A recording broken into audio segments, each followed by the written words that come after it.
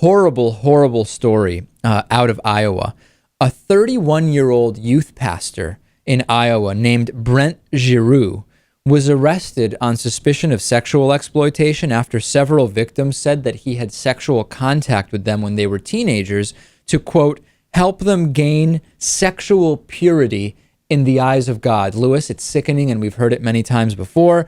The youth pastor in Council Bluffs, Iowa, said he had sex with teenage boys. He admitted this to police. Okay, this is not speculation. This is not just according to the victims. He admitted that he had sex with teenage boys because he felt he was helping them with homosexual urges by praying while he had sexual contact with them. This is one sick individual, Lewis.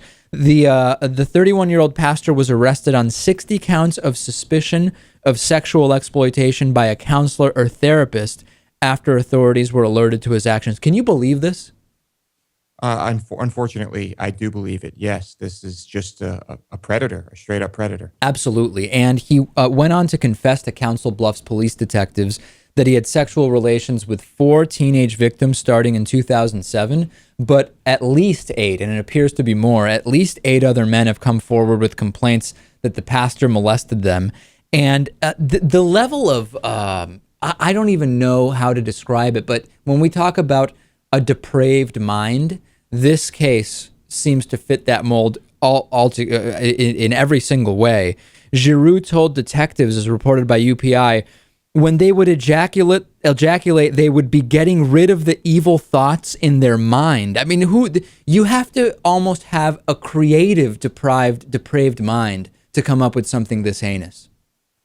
Yeah, this is one twisted man. Yeah, well, you know what's even more twisted though, Lewis? Let's talk about the sentence. You would think that these crimes would have him in jail for the rest of his life, in prison for the rest of his life. That's not the case. The judge sentenced Giroux to 17 years in prison last week. Okay, it's not that much, but it's something.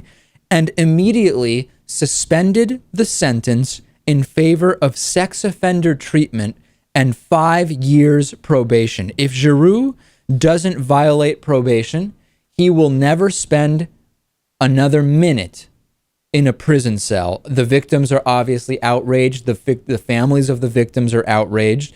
And the judge sentencing him said that a factor here was that all of the victims came back again.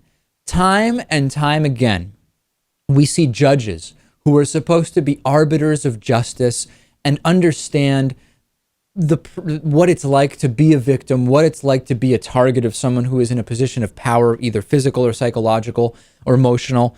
He obviously has no idea that there is this shame and abuse cycle that happens where these boys are coming back either for fear or any other number of reasons, or they've been tricked into thinking that he really is getting rid of their demons or whatever it is. And to say that the sentence should be lighter because the boys came back is absolutely despicable. Yeah, but you know what?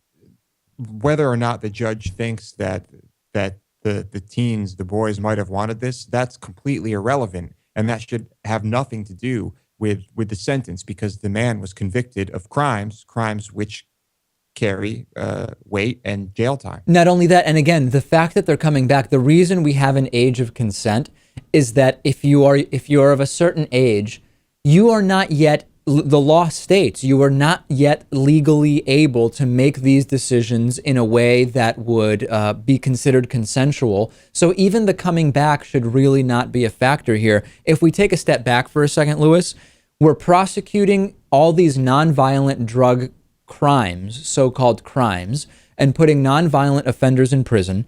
We're releasing sex offenders to just who are clearly operating it with a totally depraved mind out onto the street and saying, just don't do it again and you don't have to go to prison. And we're essentially congratulating killers for standing their ground in situations they themselves provoked.